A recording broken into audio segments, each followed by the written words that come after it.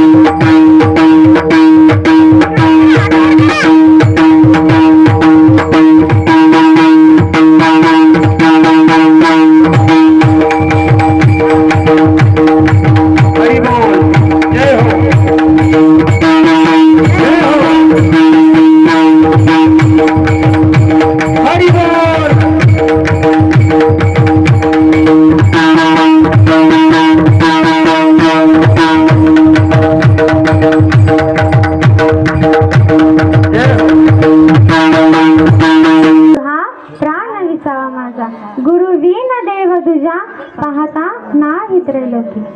सद्गुरु प्राप्तीशिवाय ईश्वर प्राप्ती होत नाही. सद्गुरूला शरण गेलो की ईश्वर प्राप्तीची आवड निर्माण होती आणि तो भाव मनाशी धरून आवड निर्माण करून हरिभक्ती करावी हे नाथ महाराज अभंगाच्या पहिल्या चरणात सांगतात. आवडीने भावे हरी नाम हरी नाम आवडीने भावे हरी नाम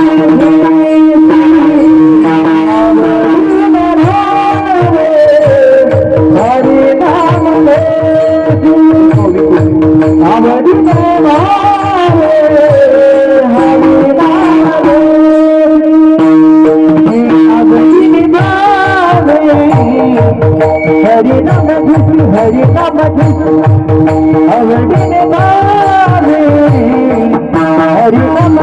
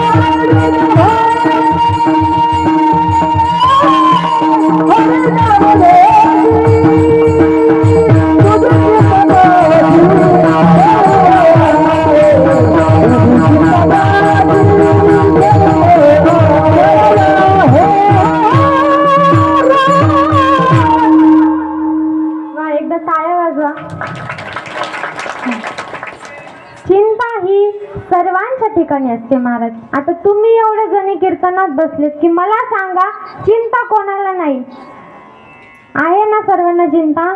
बघा त्या मुंगीपासून ब्रह्मदेवापर्यंत चिंतेने कोणाला सोडलं नाही. आई लेकरांची चिंता करते, सासू सुनेची चिंता करते, मुले आई वडिलांची चिंता करतात. याच्याही पुढे जाऊन त्या पशुपक्ष्यांची चिंता करावी लागते. अनुकूल प्रतिकूल परिस्थितीत असलेल्यांची चिंता करतात. यात नवल नाही, पण समृद्ध असलेल्यांची चिंता करावी लागते. आणि ऐका, जिथे चिंताच नाही ती वृत्ती संतांची आहे. बघा, जसे की आपल्या मीराबाईला कसलीच चिंता नव्हती.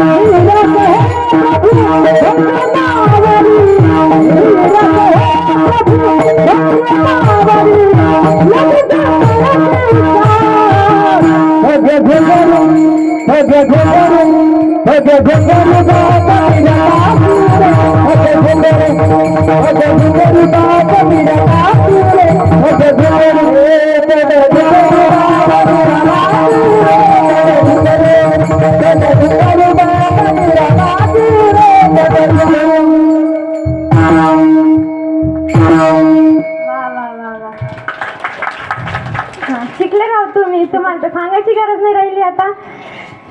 साधू संत सर्व भार ईश्वरावर घालतात आणि मग ईश्वर त्यांची चिंता करतात, कारण त्या देवाच्या अंतःकरणात भक्ताविषयी प्रेम आहे. साधूच्या अंतःकरणात त्या देवाविषयी प्रेम आहे आणि आपल्या अंतःकरणात आपल्या कुटुंबाविषयी प्रेम आहे. बघा, परत एकदा सांगते, लक्ष देऊ नाही का?